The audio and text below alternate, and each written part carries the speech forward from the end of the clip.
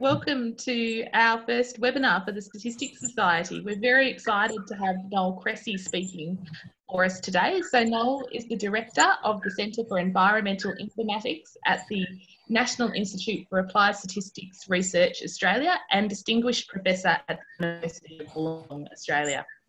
He's also Adjunct Professor at the University of Missouri. Noel received his honours degree from the University of Western Australia and an MA and PhD from Princeton over in the US. His past appointments have been at the Flinders University of South Australia, Iowa State University and the Ohio State University. He's published in the areas of goodness of fit, statistical modelling, empirical Bayesian and Bayesian methods, remote sensing and spatial and spatio-temporal statistics. Noel has won a ton of awards, including the 2009 COPSS Fisher Award, the Statistical Society of Australia's 2014 Pitman Medal, the Royal Statistical Society's 2016 Barnett Award, the Institute for Mathematical Geoscience's 2017 Matharon Award, and in 2018 he was elected a Fellow of the Australian Academy of Science. So we're incredibly privileged to have such a distinguished speaker kicking off our webinar series for us here today. So Noel, I can't wait to hear this. Over to you. Thanks very much, Riva. And thanks to Susanna Cram, who is initiating or reinitiating this webinar series. And I'm the guinea pig. I'm the first guy off the rank, and it's a great pleasure. I'm honoured. I want to say that if you've seen or heard of this work before, it might be because I gave a talk at the World Stats Conference, a much shorter version of this talk, and I think I gave this at the University of Sydney back in June. So what I've done with what you'll see is I've sort of gathered everything together and into a lot of slides, but I'm not going to speak to all of the slides. I've worked out what to go quickly through, and I'll make the slides available. And they've been sent and they'll be available along with this recording. And so if you need to see, oh, what was that reference? You don't have to get out your smartphone and take a picture. You can just go back and take a look. So this research is joint with Bohai Zhang. Bohai was my postdoc from 2015 through 2018. He is now at Nankai University in China as an assistant professor. And there's a an article that appeared recently in the Journal of Time Series Analysis on this particular work. So why is this a time series? Well, you know, every month, actually, the data have become available as to what the coverage of sea ice is in the Arctic. And then you can think of that as a vector of presence or absence of sea ice. And that vector is moving in time. And so what we've tried to do is take those data over a period of 20 years and try to make some sense out of them and analyse them. So it does qualify as a time series. It's just sort of unusual because that vector actually has spatial coherence, and we can think about it actually as a spatio-temporal process. Okay. Let's see, I'm trying to advance the slide and it's not, there we go. All right, so this is just a quick picture. Claire Parkinson, who's a wonderful geophysicist with NASA, has been studying sea ice for a really long time, and she's published a number of papers, which Bohai and I have read and enjoyed. So here's a picture of both the Antarctic and the Arctic regions. It's a time series of actually monthly areas of global sea ice. And you can see the decreasing trend over both when the Arctic and the Antarctic's combined. Of course, that combination is important because ultimately sea level rise is a contribution from both the Arctic and the Antarctic. But what I'm going to do today is home in on the Arctic. Antarctica obviously is a landmass, and there is no landmass in the Arctic area. It's basically sea ice. So let me now, just a little bit of kind of background. As quite some concern about the loss of sea ice, not only for sea level rise, but also because we're essentially losing some of our air conditioning. The poles are the air conditioners of the planet, and when they sort of start to work less efficiently, the planet warms. And in particular, that could happen with what's called albedo and a feedback effect, which is essentially when the surface of the Earth becomes a little darker, it tends to absorb more heat, and it's not reflected back into the atmosphere or back into outer space. There is, of course, a greenhouse effect that even when you have albedo that's very, very white and you get a lot of reflection, sometimes the energy doesn't even arrive in outer space. It sort of stays, much of the energy can stay in the lower atmosphere and heat us. But this air conditioning effect of the poles, one of it is that we have a very white surface and the albedo is strong. And if that starts to darken, and ocean, by the way, is quite dark and does absorb heat, that can lead to problems. Just parenthetically, as pollution sort of works its way around, and the ice and Greenland and various glaciers are getting a bit darker, and the albedo effect is diminishing, partly because of what we're doing, not only on the warming side, but also on the pollution side. Quite a bit of what you'd call exploratory data analysis has been done by Parkinson and colleagues, and I've given some references there. What I'm showing you here is our picture, if you like. This is what we've got after we've taken the data and done a little thresholding on the data, and we've then plotted the area of the sea ice extent as a function of time. We've concentrated here on the month of September, and that's fairly classical in these studies. September is at a time, in a sense, where sea ice is potentially at its worst. And I think geophysicists want to look at how bad it can be, partly because, you know, there could be a collapse of the sea ice, and it's where it's at its worst that it will collapse, not what happens on average. So we've concentrated on the Septembers and plotted them yearly, and you can see a decreasing trend. I do want to point out here that the oscillations around this line, it's an OLS line, we could probably do a better line, but it's just there to show you what is obvious, that the sea ice is decreasing in area, but the oscillations are becoming a lot stronger as we move into more recent times.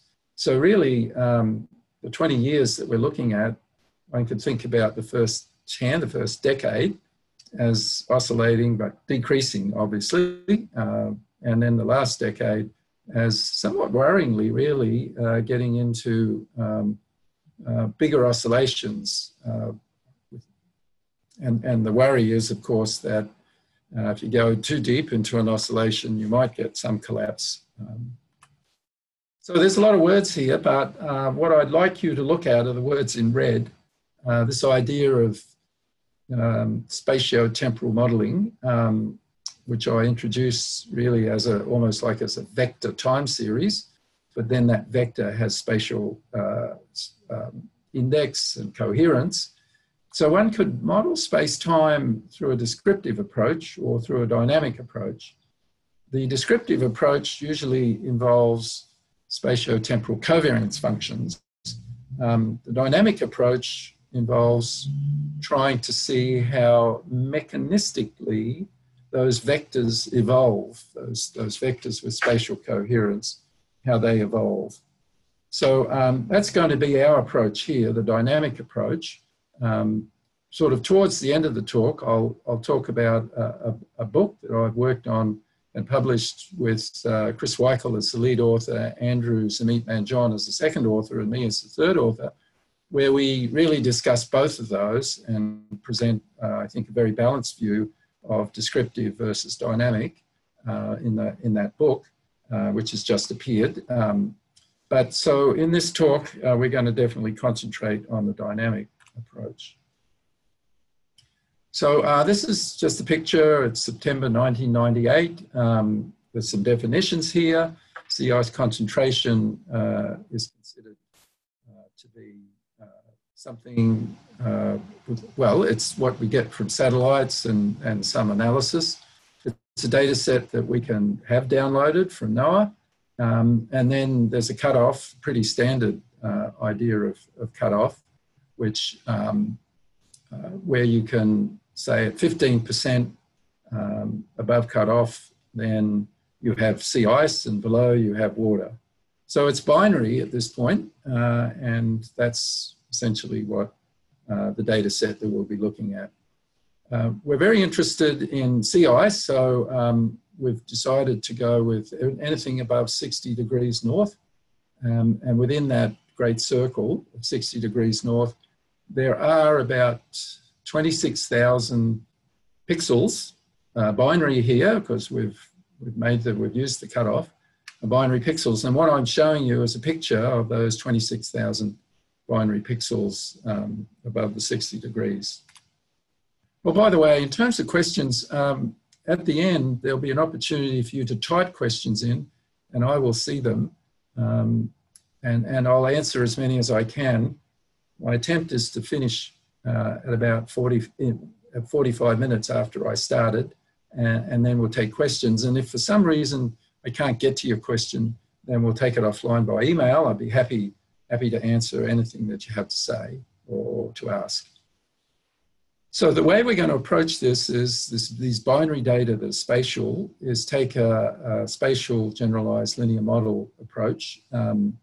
Diggle, Toyd, and Morn, Diggle, Torn, and Moyed, in 1998, developed this idea, and it's a lovely idea, and it's that the spatial process is at the back of some sort of generalized linear model after a link function is taken.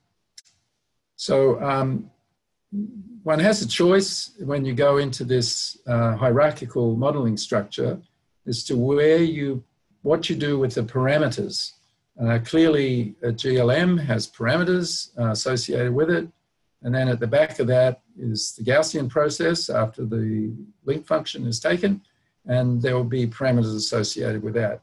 In this talk, we will take the empirical hierarchical model, or EHM approach, which basically means we'll estimate parameters and plug them in, and then use MCMC, Markov chain Monte Carlo, to come up with the predictive distribution depending on the estimated parameters. Bohai and I actually do have a version where we've done a fully Bayesian analysis, and that paper is sort of brand new, and I won't talk about it today, but let's just say if you're interested in that, I think it's going to go up on archive quite soon if it isn't up already. But if you're interested in the fully Bayesian, that has been worked on, and we have a paper that's been submitted. All right, more words, but the thing about taking this these high dimension, high data, and complicated space-time with in the GLM is that at the end of the day, one is forced to invert a very large matrix. It's a variance-covariance matrix. Here it would be 26,000 by 26,000. And those inversions are really impossible to do much above 10,000 by 10,000. And even then you have to use sparse matrix techniques if you have that structure. So I'll show you in a minute what we'll do in that regard in terms of dimension reduction. But I just really want to say that a number of people have thought about this. There's lots of references there to those who have. And I'll just move on fairly quickly. Those of you who are familiar with hierarchical modeling, the basic structure of a hierarchical model is to have at the top a data model and underneath that a hidden process model. The process model is usually where all the science resides, and the data model is where the measurement resides. So we're going to do that here. And imagine the model, the data model, is that the data that we see, which is Z, is a Bernoulli process whose probability of success or probability of being in ice is itself a process. That probability, if I take a logit link function, G, I can then think about the hidden process now being on minus infinity, infinity, and not on 0, 1. So the logit function essentially stretches 0 and pulls it down to minus infinity, and it takes 1 and pushes it up to plus infinity. Excuse me, I'll have a drink. So you can see at the bottom the relationship between y and p through the logit function, and then p and y through what's sometimes called the expert function. So now we've got y, and we're on a space where it's reasonable to think about additive models, and we'll use a mixed model, which here involves deterministic covariates and regression coefficients, and plus this dimension reduction component that I alluded to, which is S prime eta with suitable T's and S's there as an index, plus something that you might call pixel scale variation that sort of roughens it up a little bit. Here the reduced rank or the fixed rank would be the dimension of eta. Now eta is not a spatial variable. All the spatial dependence is captured through the basis functions, which is a vector S there that depends on S and T. I've worked on this quite a bit, and I've called that the spatial random effects model in a non-time setting where it's only a spatial setting, and you could call this the spatio-temporal random effects model, and that would be S prime times eta with the T in here giving you the evolution. So in principle, the basis functions can vary with time, although in this particular application, just think about these as being fixed in time, but varying in S. And I'll show you some examples of basis functions in a minute. And all the evolutionary component there in the random effects term is taken through the coefficients of eta. And you could imagine a multi-resolutional set of basis functions, and those etas sort of fire up a basis function when they're large, and when they're really small, the basis function diminishes. And the idea is to represent any function really, obviously within limits, but any function as S prime eta. The randomness here is in eta. The S is fixed, and there's some randomness also in this pixel scale variability, which here we're assuming is white noise. Okay, so this is sort of getting deeper now into the process model. The idea is, in this dimension reduction setting, is to evolve the etas. So they're not 26,000 dimensional anymore. They're on the order of a couple of hundred dimensions. And those sorts of matrices, you know, 200 by 200, are very reasonable to invert. And I'll mention in a minute, you know, why this dimension reduction allows us to finesse the inversion of 26,000 by 26,000 matrix. Anyhow, the idea here is that eta will evolve according to a first order regressive process, and that depends on these matrices. There's propagator matrix H and an innovation matrix U.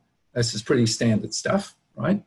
What you see now, eta t, depends on what you saw, you know, in the last September.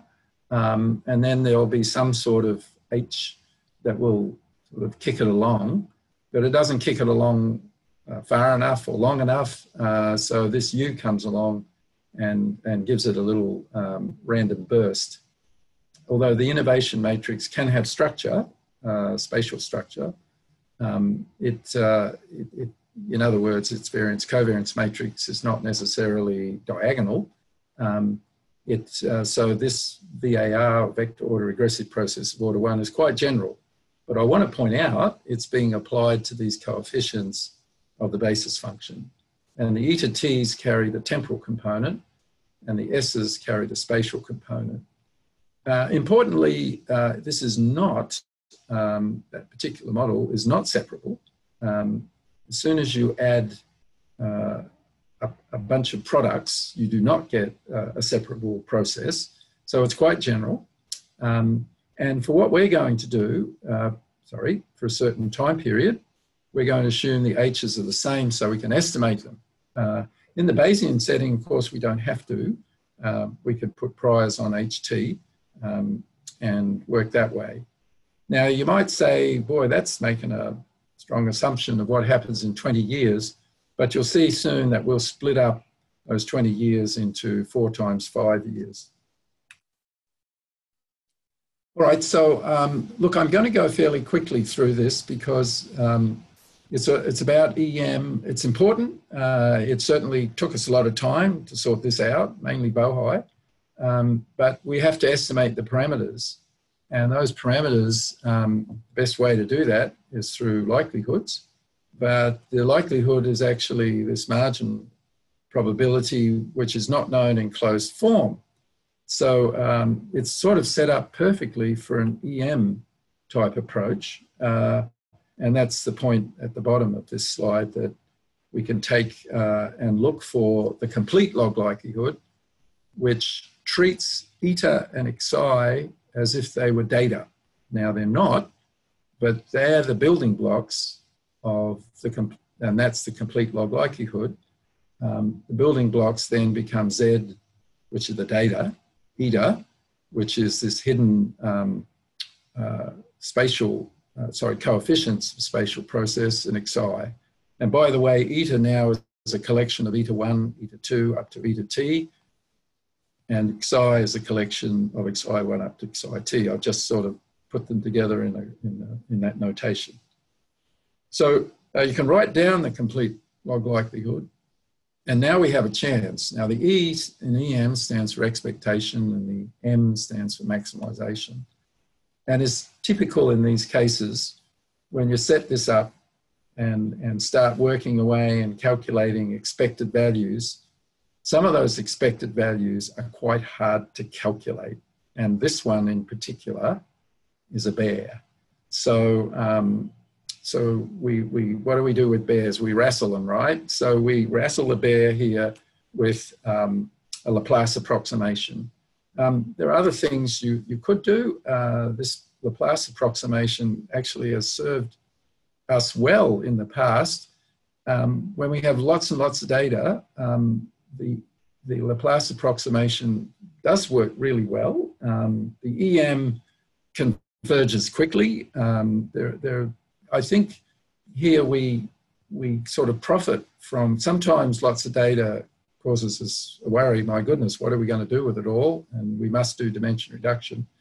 But we do have the benefit of having lots of data, and if you like, making inference. The inferences we make are really very good. We just have to make sure that we get things sorted out with the Laplace approximation and work out the Hessian and various things like that.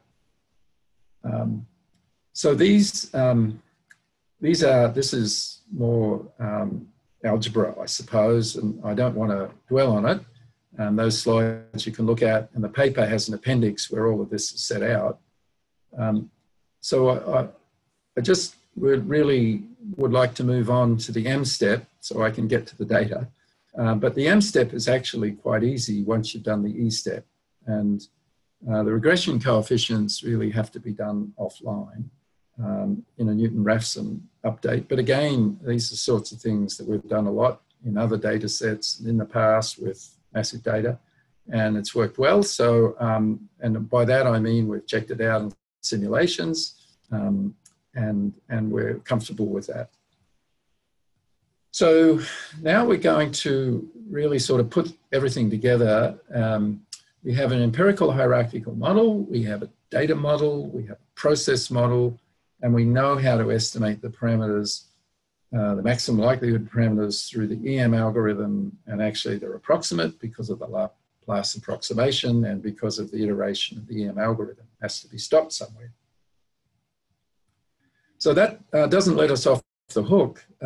We haven't finessed anything regarding having to do Markov chain Monte Carlo or something like that in order to come up with predictive distributions.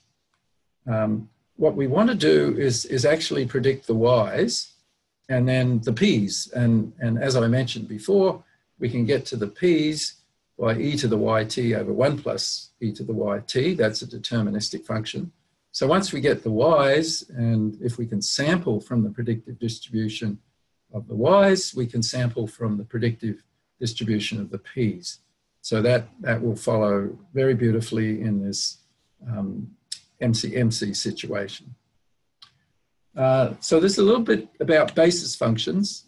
Look, there's been a lot of discussion about basis functions. Some people like to use Wendland, and some people use splines, and I've been using bi-square functions and splines and other things at different times. The basis functions could even be things like, in the case of, in a different setting, I've used elevation when I've looked at temperatures on continental United States. So the point about basis functions is that they don't have to be multi-resolutional, but it really helps to have a component in there, a large component of multi-res, because then you can pick up, you know, medium scale variation, larger scale variation, and then large scale variation by the multi-res component. And what we're going to do, we'll have two resolutions. We'll have medium and large res components, and let the Xi pick up the fine scale variation. So the point is that R there is the total number of basis functions, and we want to keep that on the order of 200. 1,000's okay, a couple of thousand is pushing it a bit, but on occasions, you know, if you've got a complicated process, you think it's very non-stationary, you might want to use more basis functions than a couple of hundred. This is an example, a cartoon example. There is a simulation that we've done at the back of this talk that I won't go into, but you could check out later. It's also in the paper, where we essentially took the unit square and we sort of simulated, got the truth, then looked at whether our estimates actually did well getting back the true values of the estimates, and looked at the predictive distribution properties as well. We did parameterize H. H could remain non-parametric, and in previous examples I've left it that way, but we got it down to the medium scale variation resolution, in the basis function space, or the eta space, depending on the large scale resolution. And so we have res 1, which is large scale, res 2, which is medium scale, and H does not have to be symmetric. And so we chose here the scales to work from large to medium. It could work the other way, but it's not often modeled that way, and it could work the other way differently, and should probably work the other way differently. So H is not necessarily symmetric. So that brings me to the application to the Arctic sea ice cover. Thank you for sort of sitting through that. We had to get some methodology going, because what Bohai and I really wanted to do is go beyond the sort of exploratory analysis that Parkinson and others have been doing. Very fine work, but to try and get some idea of the evolution and sort of see where climate change is in all of this. I mentioned before that we had 26,000 observations once we partitioned the data to be 60 degrees or above, and it comes from remote sensing. So that's the data set that you saw before. It's the binary data set after we thresholded at 15%. And there's 20 years of data like this. All right, so that's a little bit of a summary. Down at the bottom here, we split the 20 years into 4 time periods. starting at 1996, finishing at 2015.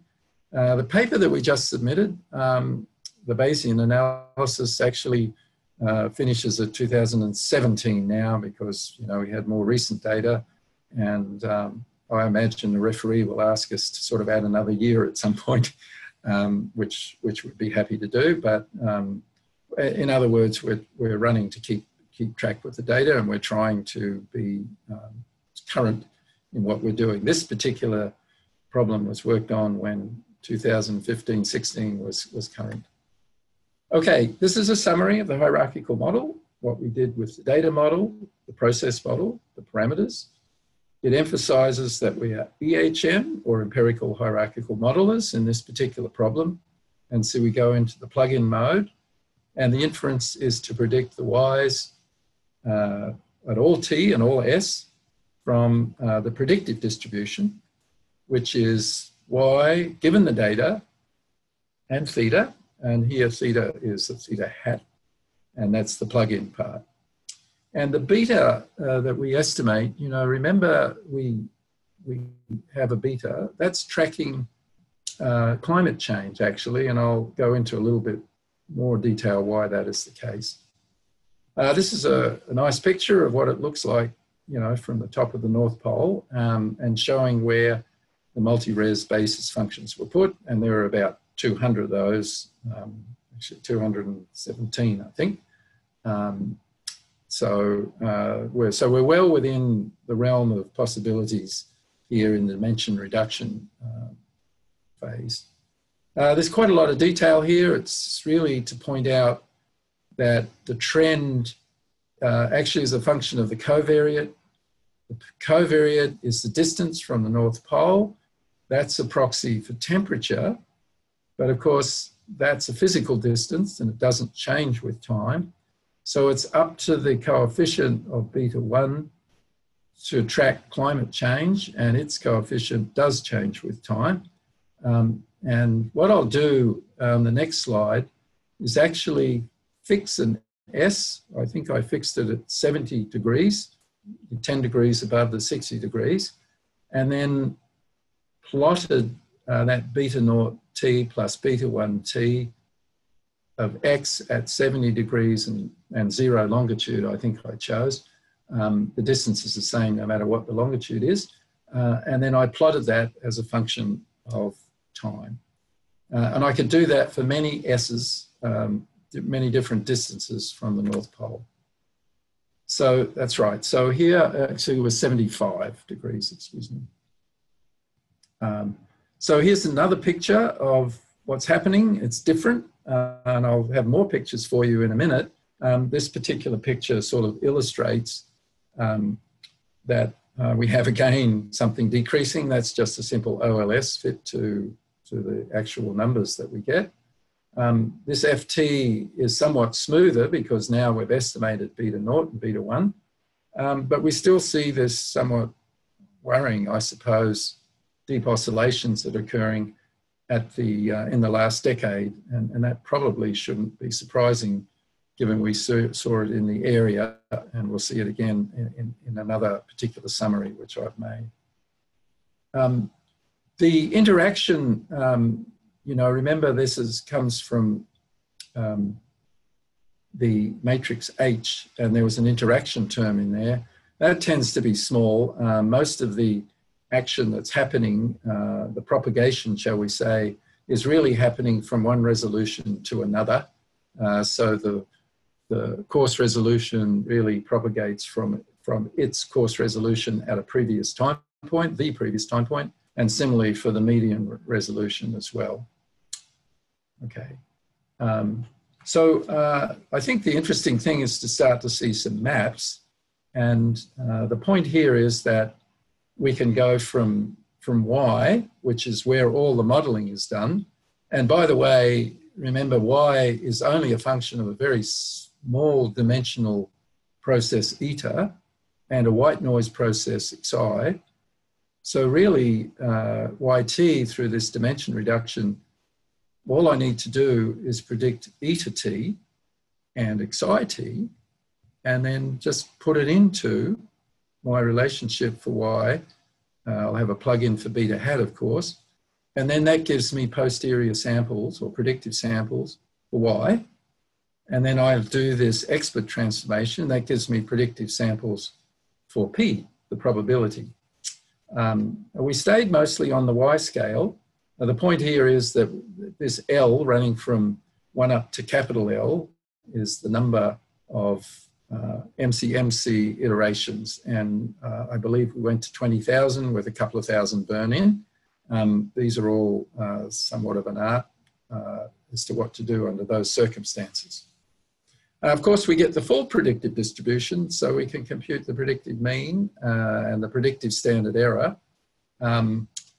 It looks like 1998 and 2011 sort of look about, you know, of equal importance.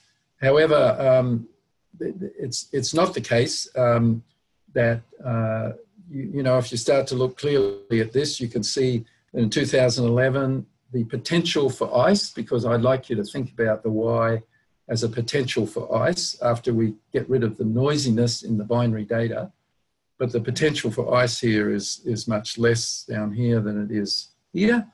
The uncertainty here occurs because there's a big hole at the North Pole.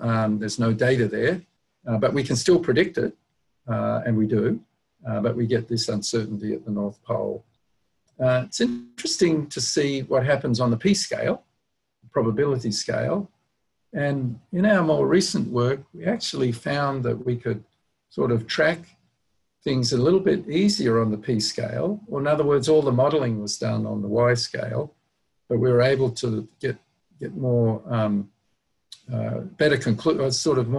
clearer conclusions, I suppose, on the P scale, partly because, you know, it has no units, except, you know, it's between 0 and 1. Notice that this, here's the binary, and that's 0, 1. This is actually, there's a bunch of probabilities between 0 and 1.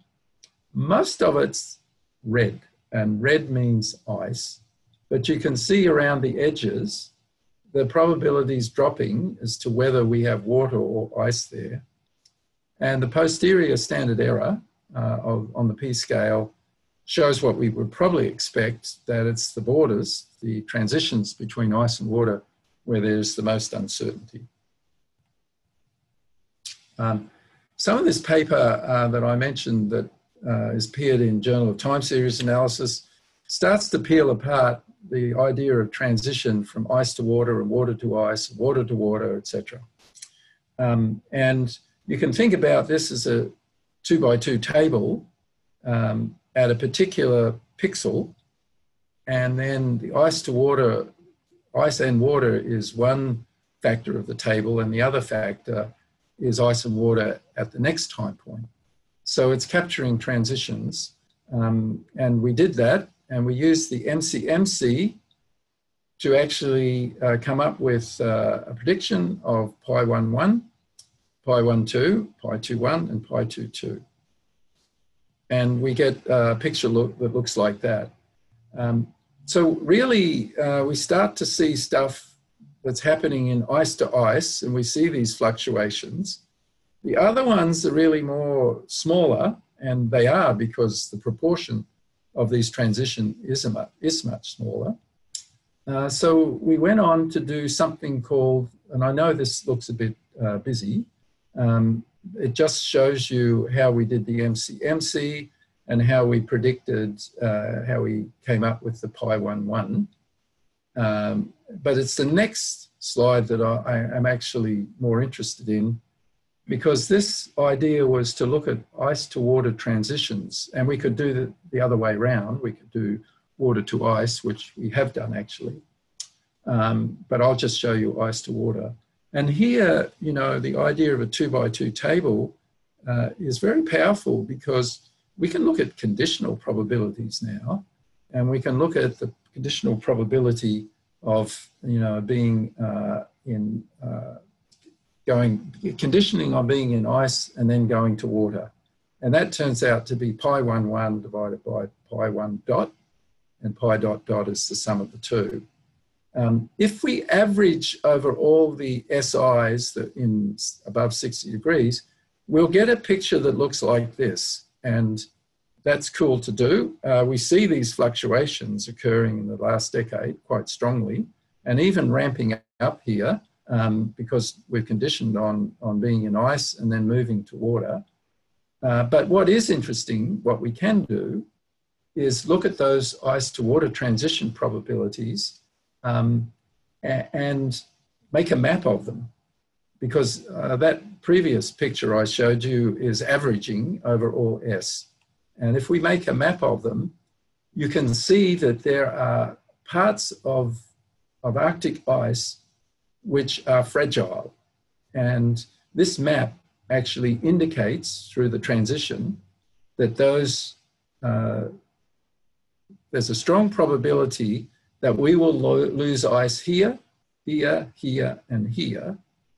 And what I did is I actually put up T equals 1998 or T plus 1 equals 1999 and T plus 1 equals 2012 or T equals 2011. Just to show you, first of all, clearly the ice has decreased.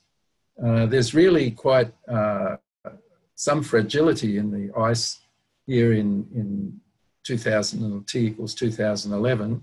And by the way, that's something that we do know, that not only is the extent of the ice decreasing, but the thickness of the ice is decreasing as well. And that's probably leading to that fragility. But Bohai and really Bohai made this clever movie where, and I think it'll work, where we actually started in 1997 and worked our way through to the end of the data set.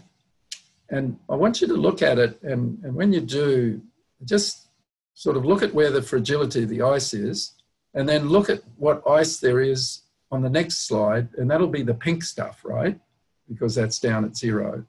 By the way, anything that's blue remember this is a conditional probability, so you have to have ice in order to look at the conditional transition.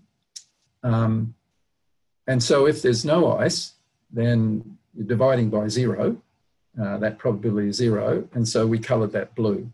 And so just that explains what the blue's all about. Clearly we coloured it blue because it's water, but that was sort of done after the fact. There is no ice there, so we can't condition on it. So I'll just play this movie, and I'd like you to look at the red and the pink stuff and see where it becomes pink in the following year. I think it's pretty faithful. When you see red in the previous year, you're pretty sure you're going to lose quite a bit of ice in the following year. So I'll take it back to the beginning again, and I'll show it again.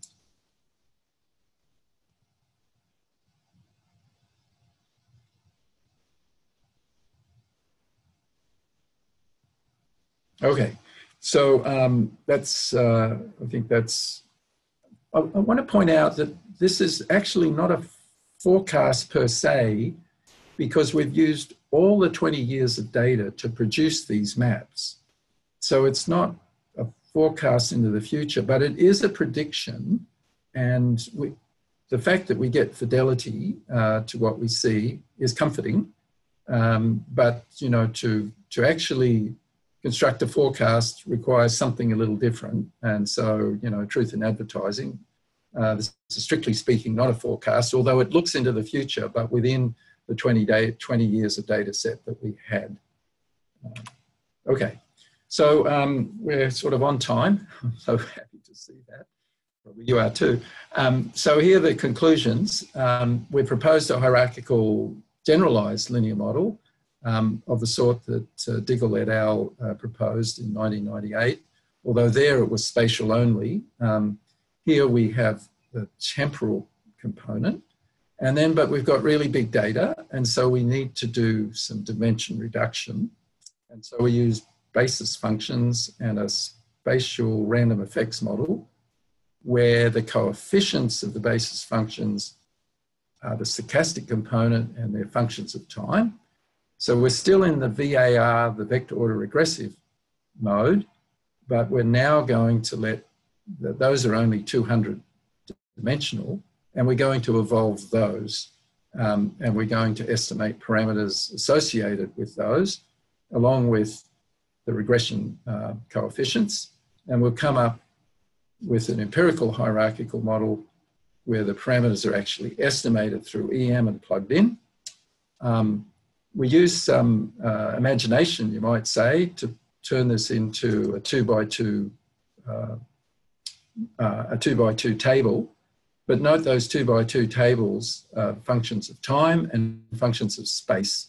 And so that we then show some visualization that during the ice to water transition, I was able to map some of those properties of those 2x2 tables. And with a movie, I was able to show animation that could visualize what was going on. This is the plug that I was talking about, but I don't want you to buy the book, although you can if you want. It is here free for download at this particular website. And the authors are Chris Weichel, Andrew. Chris is at the University of Missouri, and hence my affiliation as an adjunct at the University of Missouri. I go there quite often. We wrote our book in either Wollongong or Missouri. Andrew Zamit Manjon is my colleague at the University of Wollongong. Some of you have met him, and he's a co-author on the book, and me, and we've published this book on spatio-temporal statistics with R. It is available from Chapman and Hall and has this fancy cover on it, and you can buy a hardcover, but you can also download it at that website. And then just finally, I'm just going to sort of quickly go through and show that we've tried to give you the references, and they're all in there because BibTech did this, all the references that we used. And then right at the end is the simulation that I won't go through, but it demonstrates that what we're doing isn't, is working and isn't sort of a hope, but it's more like something that we're confident about. So with that, I'm going to close. I'm going to leave the conclusions up, and I guess I'll go back to River, who's going to maybe help me out with perhaps some questions. I don't know if anybody's typed anything yet, River, and where I could find the questions. You're on mute.